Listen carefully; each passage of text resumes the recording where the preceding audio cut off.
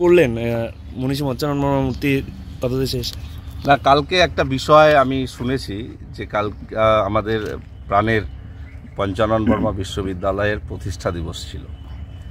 বিশ্ববিদ্যালয়ের ভেতরে সেই প্রতিষ্ঠা দিবস পালন হয়েছে, কিন্তু দুর্ভাগ্যের হলো সত্যি যে যার নামাঙ্কিত এই বিশ্ববিদ্যালয় কোচবিহার পঞ্চানন বর্মা বিশ্ববিদ্যালয়, মনীষী পঞ্চানন বর্মার একটা মূর্তি, যেটা পশ্চিমবঙ্গ সরকারের মাননীয় মুখ্যমন্ত্রী মমতা বন্দ্যোপাধ্যায়ের উদ্যোগে অনগ্রসর শ্রেণী কল্যাণ দপ্তরের অর্থানুকূল্যে এখানে নির্মিত হয়েছে, প্রতিষ্ঠিত হয়েছে, সেই মূর্তিতে ইউনিভার্সিটি কর্তৃপক্ষের পক্ষ থেকে কোনো মাল্যদান বা শ্রদ্ধাঞ্জলি অর্পণ করা হয়নি।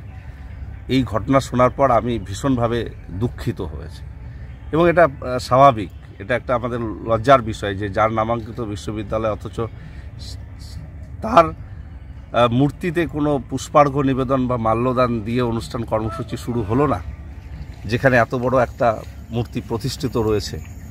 তাই বিবেকের তাড়নায় পঞ্চানন একজন অনুরাগী হিসেবে আমার মনে হয়েছে এটা আমরা কিভাবে শ্রদ্ধাঞ্জলি জানাতে পারি, তাই আজকে সকালে শ্রদ্ধাঞ্জলি অর্পণ করলাম। একটাই বার্তা দিতে যে আপনারা যারা দায়িত্বে রয়েছেন বিশ্ববিদ্যালয়ের উপাচার্য, রেজিস্ট্রার, ডিন, অধ্যাপক, আপনারা কারো কেন খেয়াল করলেন না, এই জায়গাটা আমাকে ভীষণভাবে নাড়া দিয়েছে।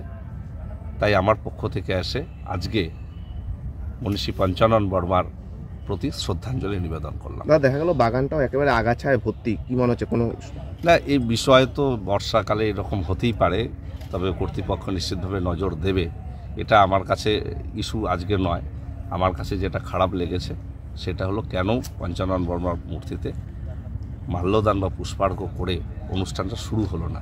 ভেতরে তারা বলছে যে ভেতরে একটা ছবিতে তারা দিয়েছে, কিন্তু যেখানে ক্যাম্পাসের সামনে এত বড় একটা মূর্তি সরকারের পক্ষ থেকে করা হয়েছে, সেই মূর্তিতে একটা শ্রদ্ধাঞ্জলি আমরা সকলেই প্রত্যাশা করেছিলাম। এটা অত্যন্ত দুর্ভাগ্যজনক এবং একটা লজ্জা।